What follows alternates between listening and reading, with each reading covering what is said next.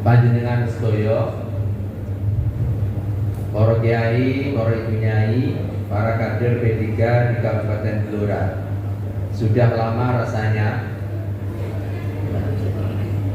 sangat lama ya. Alasannya karena pandemi. DPR seneng sama pandemi. Alasannya pandemi jadi orang. Buahnya kurang. Nggih ngapunten Kang Kata. Terus saat menika memang kita sama-sama prihatin atas situasi kebangsaan, bahkan situasi global yang ada di hadapan kita selama hampir 2 tahun ini. Pak Bupati terutama sekali orang yang termasuk paling mumet ya, para pimpinan-pimpinan daerah menghadapi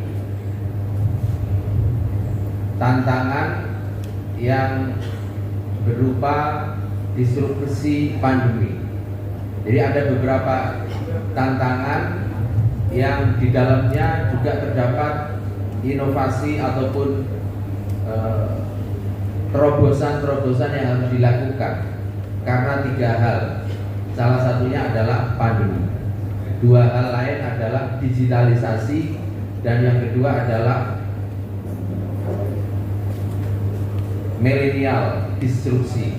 Jadi pandemi merupakan satu bentuk tantangan yang ada di depan mata. Dan alhamdulillah Indonesia termasuk di Blora perlahan ya kita bisa keluar dari jebakan krisis multidimensi yang mengancam akibat pandemi. Jadi Bapak dan Ibu sekalian, apa yang telah dilakukan oleh pemerintah pusat maupun pemerintah daerah termasuk oleh Pak Bupati Blora merupakan sebuah ikhtiar panjang ya, di tengah situasi pandemi sekarang ini. Jadi kalau sekarang misalnya tadi disampaikan betapa kebutuhan akan perbaikan infrastruktur jalan, ini memang menjadi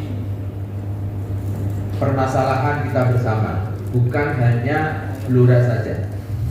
Jadi kalau ini jalan ataupun juga beberapa proyek infrastruktur kok nggak selancar dulu, itu bukan karena misalnya kesalahan ataupun juga faktor pemerintah daerah, tetapi memang ini faktor global. Jadi baik di Blora, di Rembang, di kabupaten-kabupaten lain menghadapi tantangan yang tidak mudah. Jadi kalau sekarang misalnya Pak Arif Rahman sudah selangkah lebih maju merencanakan pembukaan bandara di Cepu, itu adalah sebuah langkah yang luar biasa dan patut kita apresiasi. Tepuk tangan untuk Pak. Tidak mudah berpikir dan berinovasi di sebuah ruang yang seperti saat ini ya. Jadi alhamdulillah kita warga Blora harus bangga di bawah kepemimpinan Pak Arif Rahman. Sebentar lagi Blora akan didarati oleh pesawat. Luar biasa. Yang belum pernah naik pesawat nanti minta kepada Pak Arif diskon ya. Ya mungkin kalau nanti kayaknya ini kalau sudah ada bandara di Cepu nanti orang P3 Blora lebih sering ke Jakarta kayaknya. Bunkernya lebih sering ke Jakarta kayaknya. Nah ini ya saya harus siap-siap ini kayaknya. Biasanya mampirnya ke Semarang dulu, ya, mampir ke Pak Masrokan lumayan kan dapat tambahan bensin. Sekarang kayaknya nggak dapat tambahan bensin, langsung ke Jakarta. Ya. Ini termasuk tantangan, ya toh? Teknologi berkembang, tantangan bagi siapa? Bagi saya di Jakarta kan, kira-kira gitu. Karena sering menerima tamu dari Blora. Kan nanti lebih cepat, lebih murah ke Jakarta daripada ke Semarang. Semarang nyewa mobil, 700.000. Nah, 700.000 sudah nyampe Jakarta. Dengan berangkatnya jalur duit Pak Arif mulai tak sangoni ya. Itu paling enak ya. Termasuk ketua NU ya pokoknya. Alhamdulillah luar biasa. Saya dulu itu ngiri sama bupati ataupun juga tokoh-tokoh pemimpin daerah yang muda-muda. Dulu saya punya teman Pak Anas di Banyuwangi, luar biasa. Setelah tidak di DPR, beliau merubah profesinya secara cepat untuk jadi bupati dan alhamdulillah sekarang Banyuwangi yang dulu orang kalau ke sana itu awang-awangan gitu. Mikirnya itu harus berjam-jam untuk ke sana. Sekarang dari Jakarta cukup 1 jam. Jadi orang lebih senang ke Banyuwangi sekarang misalnya daripada misalnya harus ke Bali yang penuh sesak dan sebagainya. Jadi alhamdulillah ini terobosan yang para kader P3 harus mensupport, ikut mendukung sepenuhnya apa yang menjadi program Pak Bupati di bidang infrastruktur. Bapak dan Ibu sekalian yang kami hormati, alhamdulillah tadi saya juga senang sekali Pak Ketua PCNU Pak Kiai Fatah hadir dan menyampaikan beberapa nasihat arahan kepada kader P3. Memang dalam kesejarahan yang kita sama-sama ketahui bersama, Partai Persatuan Pembangunan itu lahir dan eksis sampai sekarang itu ya karena Nahdlatul Ulama. P3 dilahirkan oleh partai-partai Islam pada saat itu. Salah satunya adalah sebagai penyokong utama lahirnya P3 adalah Partai Nahdlatul Ulama. Jadi tidak heran jika mayoritas anggota DPR RI, mayoritas warga Partai Persatuan Pembangunan itu adalah Nahdliyin. Oleh karena itu sudah menjadi keharusan bagi para kader P3 dimanapun untuk menjalin komunikasi secara aktif kepada Nahdlatul Ulama. Tidak hanya komunikasi, tetapi juga peran serta aktif di dalam program-program kegiatan-kegiatan yang dilakukan oleh Nahdlatul Ulama. Saya selaku Sekretaris Jenderal setiap melakukan kunjungan ke daerah berusaha untuk menyempatkan silaturahmi sowan ke jajaran pengurus Nahdlatul Ulama. Kemarin di Provinsi Bali juga menyempatkan diri sowan ke Rois Syuriah NU. Oleh karena itu ya sudah pas jika pada hari ini Muscap di Blora juga hadir sebagai Fatah sebagai Ketua Nahdlatul Ulama Kabupaten Blora. Bapak dan Ibu sekalian, jadi atas kesejarahan itulah maka Partai Persatuan Pembangunan di dalam menjalankan misi pembangunan di 2024 nanti memfokuskan pada 5 hal. Yang pertama adalah terkait dengan program keumatan. P3 sebagai partai Islam, partai yang berasaskan Islam, mempunyai fokus utama pada persoalan-persoalan keumatan.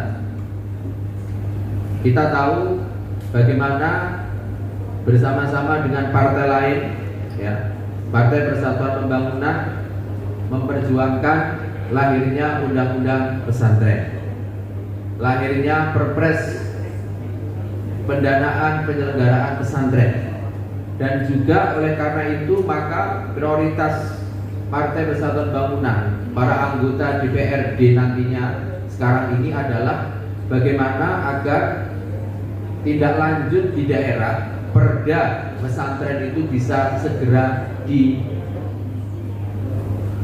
dilahirkan. Kemarin di Tasikmalaya kebetulan wakil bupatinya adalah Ketua DPC P3 Tasikmalaya juga menyampaikan progres terkini terkait perda pesantren.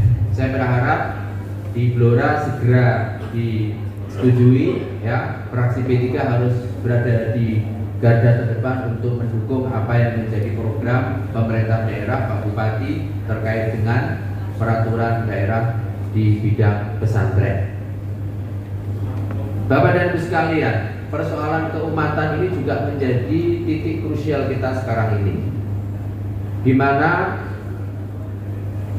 kalau kita lihat ya, tingkat partisipasi politik umat Islam di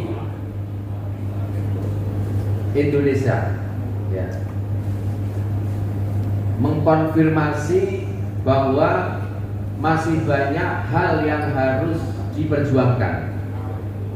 Salah satunya adalah tadi lembaga pendidikan pesantren.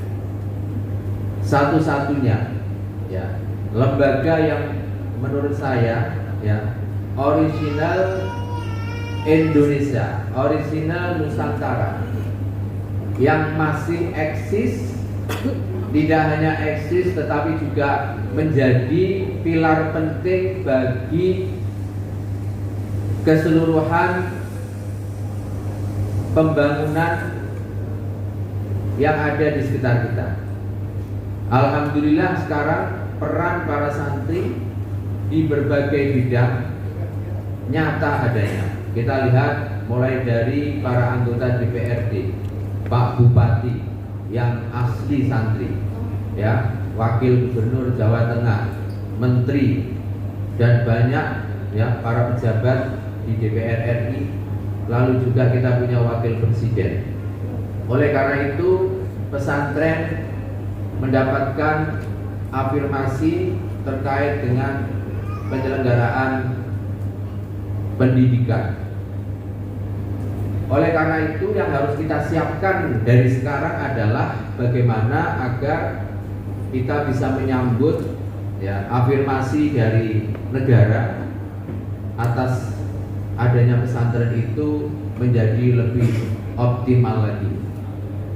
Misalnya terkait dengan dana abadi pesantren yang akan berpotensi bisa mensupport anak-anak kita, santri-santri kita dapat berkesempatan untuk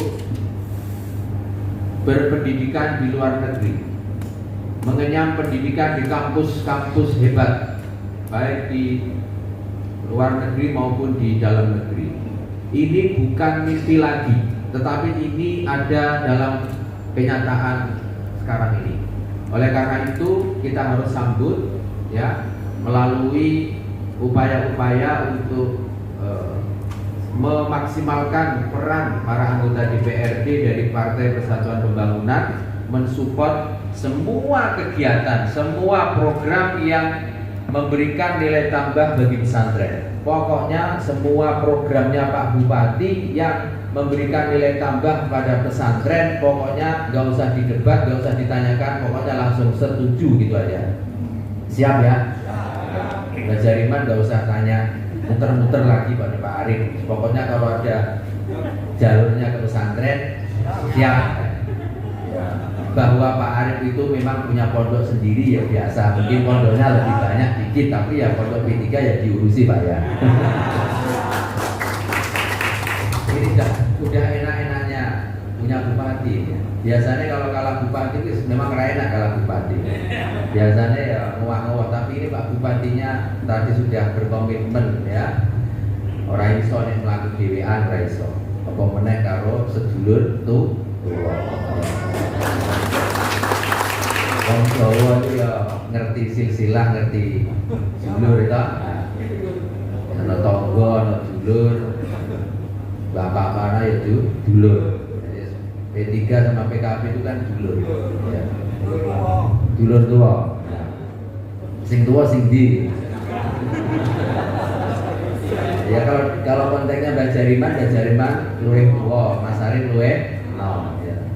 Ya, jadi alhamdulillah saya senang sekali Mas Arif atas kerawuan panjenengan di forum ini. Ini menunjukkan bahwa Blora ini semakin mantap, ya, semakin memberikan harapan pada kita semua, khususnya kita warga Nahdien, untuk bisa lebih berperan aktif di dalam memantapkan Blora, ya. Dan outputnya apa sih? Outputnya ya untuk kesejahteraan masyarakat. Tingkat kemiskinannya perlahan harus kita kurangi. Jadi teman-teman fraksi P3 harus lebih cerdas lagi, harus lebih cermat lagi, fokus pada bagaimana mendukung program-program Pak Bupati untuk pengentasan kemiskinan. Ini yang penting. Ojo royoan aspirasi wae, tidak jelas. Pokoknya aspirasinya teman-teman fraksi P3 ini pokoknya harus diperhatikan Pak Bupati, jangan nggak jelas ini. Pokoknya harus nanti dilaporkan dulu, dirembuk dulu sama para ulama, para kiai, ya. Ada Mbak Esa, ya. Jangan sampai kiainya nggak tahu Mas Arif, ya. Harus untuk kepentingan apa? Kepentingan umat. Ojo kemana nggak jelas gitu, ya. Ini saya sudah minta Pak Masruhan untuk menertibkan perencanaan kerja-kerja legislasi, kerja-kerja anggaran dari para anggota DPRD. Tidak boleh lagi para anggota DPRD fraksi P3 di dalam merencanakan aspirasinya, ya, mikir sendiri-sendiri. Harus konsultasi sama DPC, termasuk konsultasi sama WPP. Ya, bolak-balik WPP, DPR jarang memberikan aspirasi, saya dengar. Ya, jarang disentuh, paling mau diajak pengajian, ya, paling kok setahun pisan diajak ziarah gitu, ya. Ya, ingat ini Pak Masruhan, siapapun nanti akan terpilih sebagai ketua DPC, tolong ditertibkan perencanaan aspirasi anggota DPRD, para kiai diundang, ya, Mbak Isan, Mbak Jupri, disowani, Mbak niki nopo nggih saene kula wonten aspirasi sak menten. Ojo sowan nek sebar dibagi kabeh, ya. Pun telas ya, Mbak.